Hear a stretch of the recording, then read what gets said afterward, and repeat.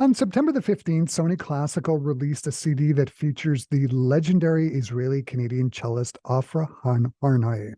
Consisting of the cello concertos of Elgar and Lalo, this recording highlights a long lost recording that Harnoy made in 1995 at Abbey Road Studios of Elgar's sublimely beautiful cello concerto with the London Philharmonic Orchestra under the direction of George Palavanian, as well as a remastered performance of Lalo's cello concerto recorded with the Bournemouth Symphony Orchestra under the direction of Antonio de Alameda. This is a really marvelous recording that features two staples of the cello concerto literature. And joining me here over Zoom to talk about her latest release, I am joined by the one and only Ofra Harnoy. Hey, how are you? How are you? Great. How are you? Good, good, good. So my first question is, where are you talking to me from? Are you in Newfoundland or where are you right now? I'm in our home studio in St. John's, Newfoundland. Nice, This is nice. actually the studio where my husband Mike Harriet and I edited the long lost Elgar, which we're we're speaking about today. So, Mm-hmm. I have to ask, it sort of can't be avoided. I don't want to start the conversation with a bummer question. You're Israeli, born in Israel. With the events of this last weekend, I'm presuming you've got family there. Have you heard word? Like, have you heard any news? What have you heard anything from Israel? it's very, very painful for me to even think about this because of the atrocities that are happening there. I don't have any family there presently, but I do have a lot of friends there, and it's an embarrassment that something like this can happen in our day and age. I mean, watching what happens and what's happening in the Ukraine and now in Israel, I can't believe humans haven't evolved to the point where we can just have peace Yeah, yeah, and things like this can happen. So I'm heartbroken about what's happening. I'm following it closely. So it's yeah. terrible. As we all are, as we all are. Mhm. Uh, so you've put out this album with a long lost recording of the Elgar Concerto that finally came out after 27 years. I was listening to it. The recording of the Elgar is great. I mean, it's fantastic. So I guess my first question is, why was it not released in 1996 or 1997? And also, how does it feel to finally have that recording released?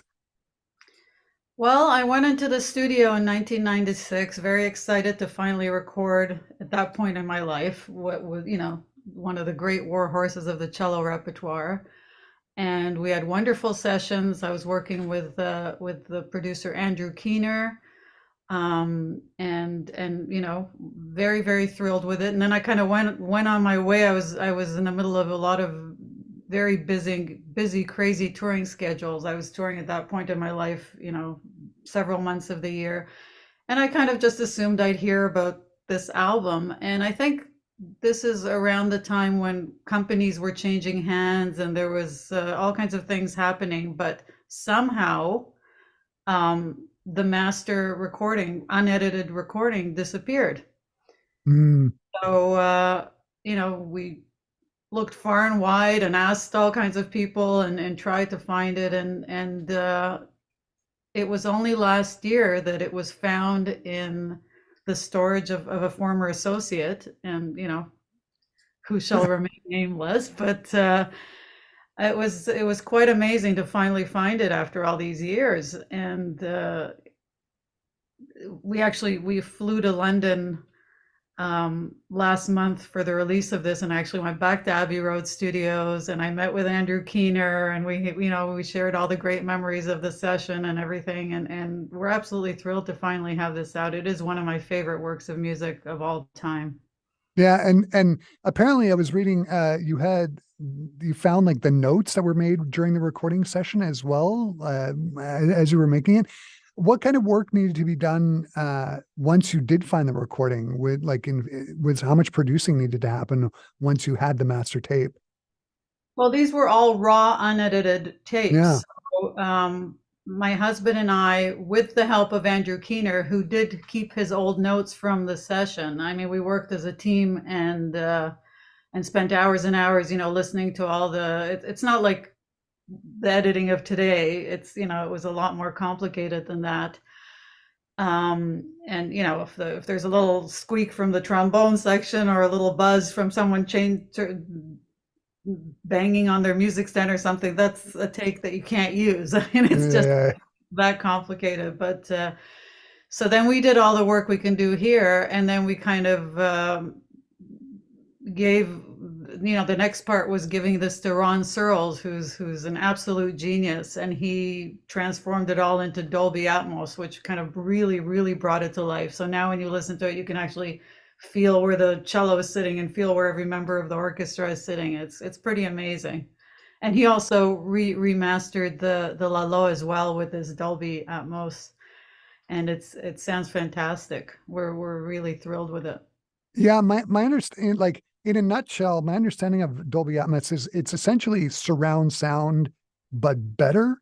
Is that right?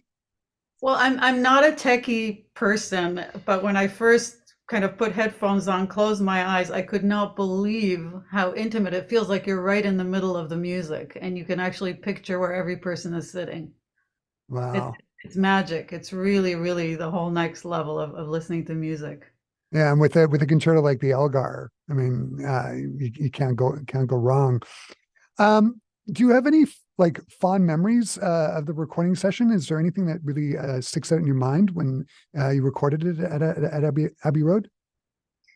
Well, it's funny that you say that because when we met with Andrew Keener, when my husband and I went to London now and met with Andrew Keener, his partner actually kept a diary of, I mean, he keeps a diary of every day, and he kept a diary of those days during those sessions, and he was there, and obviously working with Andrew and our great rapport, and then also my mother was there at the time, and she's passed away since, and I miss her so much, and to hear stories about her and what an impact she had on everything, and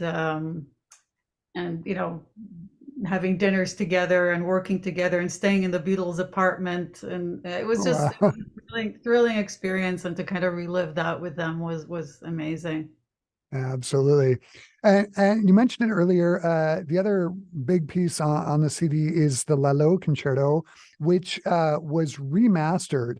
So I know you're not a techie, but can you talk about some of the ways that it was remastered? And it was remastered in your home studio. Am I right about that? The Lalo was actually just done at Red Maple Studio. Ron Searles did that. So it has been, it was released in together, I think, with the Concerto Militaire, the Offenbach Concerto Militaire. So that didn't require all the editing and the work of Yeah. the Elgar. The Elgar we had to, and it wasn't, I mean, with the Elgar, it wasn't just finding the takes that didn't have noise. I mean, it had to be the takes that I really felt were expressing what I wanted to express in this concerto. Mm-hmm. So I Uh, mean, Elgar definitely required a lot more attention and work. yes. Yeah, yeah, as you would expect. Now that the CD is out, are there any plans for you to perform the Elgar or the Lalo? And what plans do you have in the future for upcoming concerts? I've been taking some personal time right now, so there will be announcements of concerts coming up next year, and I'll keep everyone posted.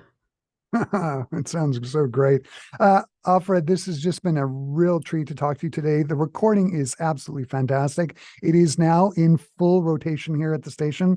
All the best, and please do us a favor, keep us in loop if you have any upcoming recording projects coming Absolutely. down Thank you coming down very the much. pike. Nice Great. talking. Nice talking to you. Thanks a lot. Thank you.